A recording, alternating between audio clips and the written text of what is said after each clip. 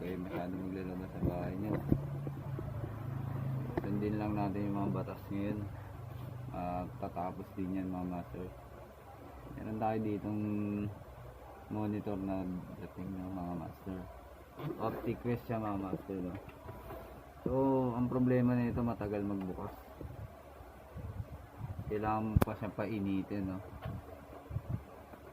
Ang gagawin natin, try natin referin to mga master.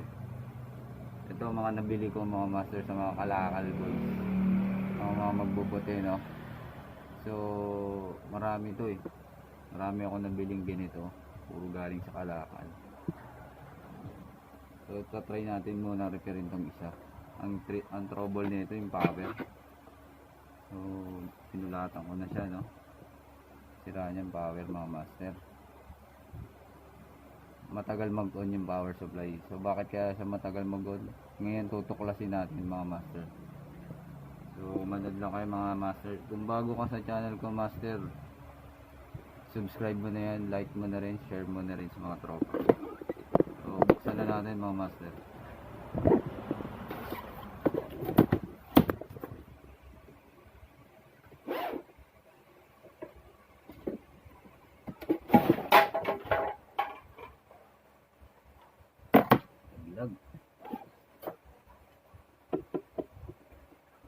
Try natin buksan mga master, no?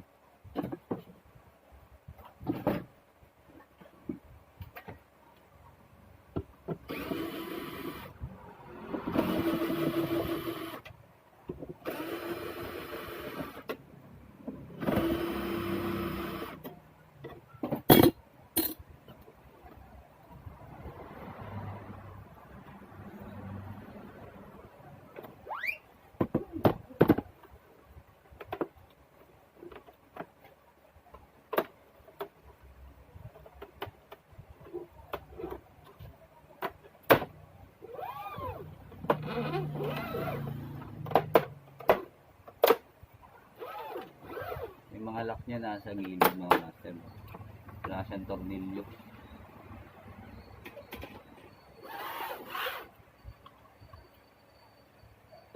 Tignan natin bakit siya matagal magbukas.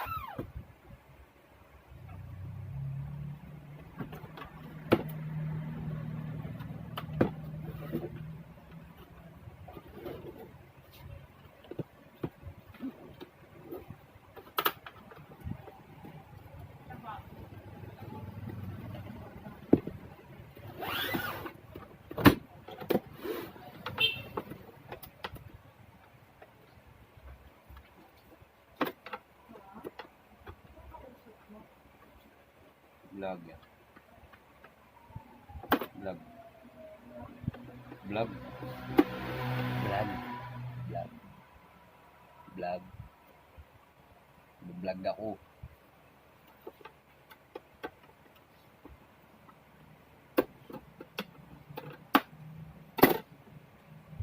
Ayan mga master, no? Hindi sa gilid.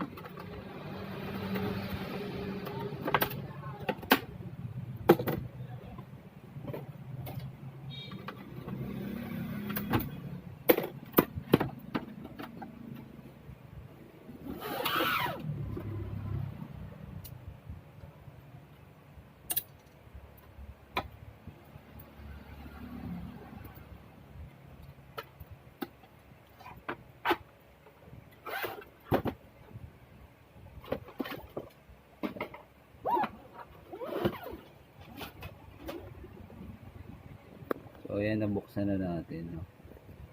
Wait lang, napuno na yung internal memory ng ating cellphone. Buksan na natin siya. Tingnan natin ba't siya tagal magbukas, no?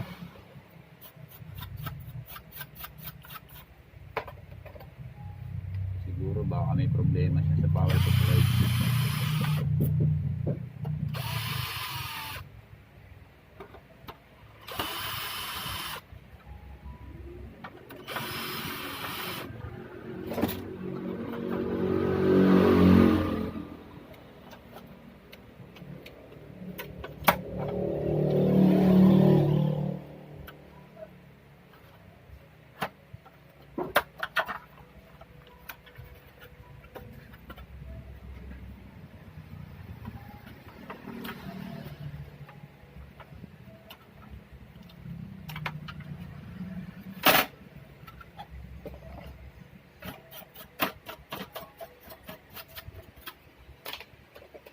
So yun mga master, nakuha ko na kaagad sira, no? Nakita ko na kaagad siya, oh.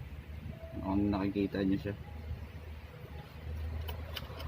nakita ko na meron siyang bloated na capacitor mga master. Mapapansin nyo to, ayun, no? Bloated siya, kaya siya matagal mag-on, no? Kaya matagal mag-on yung power supply kasi bloated yung capacitor. So yun lang sira na ito siguro mga master, kasi nag-on naman siya pero matagal magbukas. So supply to dito mga master, supply sa to 12 volts nya output, secondary mga master, no? So try natin palitan mga master. Ang value nito ay 1000 volts 10 1000 microfarad 10 volts, no? So palitan natin mga master. Ganun lang mga sira niya, mga monitor, no? Matibay naman yung mga power supply niyan, kasi yung mga capacitor pagka lagi nakababad kasi mga master, lumulobo yan, eh. So hanap lang muna tayong pyesa mga master. So nakakuha na tayo ng parts mga master. Ang nakuha kong parts ay 16 volts 1000 microfarad. Pwede rin to mga master, no? Dahil wala tayong makuhang 10 volts.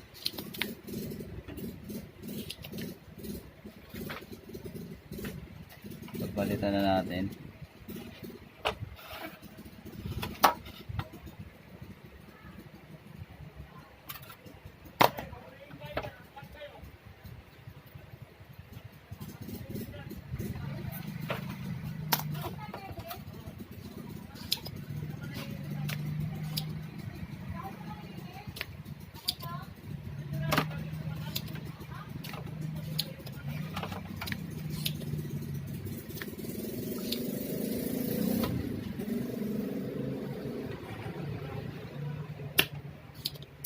Ayan mga master, tanggal na natin, palitan na natin siya ng capacitor.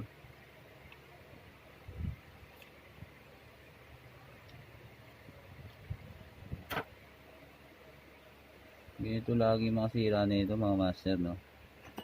Mga monitor na ganito, matagal siya mag-on.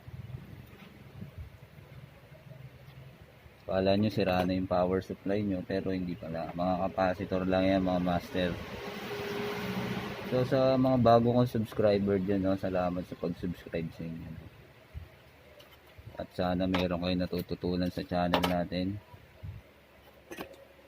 Sana tulungan nyo ako mga master para dumami pa subscriber. Sa mga kapwa ka-technician ko rin dyan, no, salamat din, nag-subscribe kayo sa akin, no.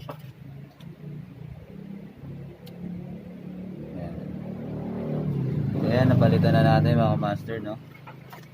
Try natin ngayon ni kabit kung okay na ba siya.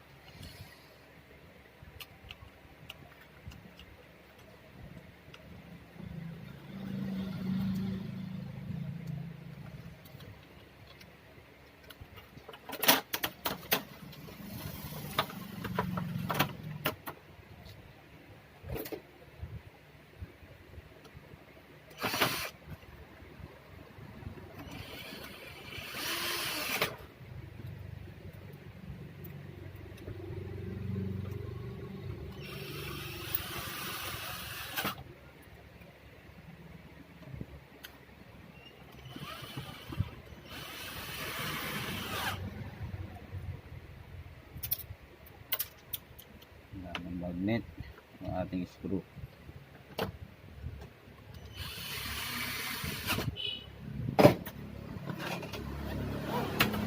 Tayo natin ikabit, no? Kung okay na ba siya.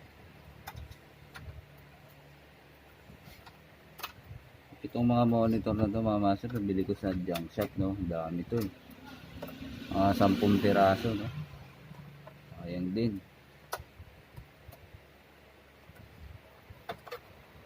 Pambenta natin to mga master.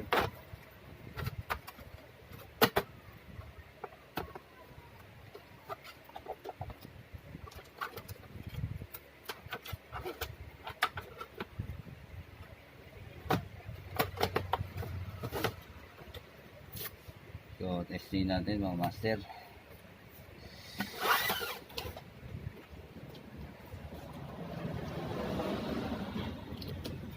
Tingnan natin kung mabilis na siya magbukas, no?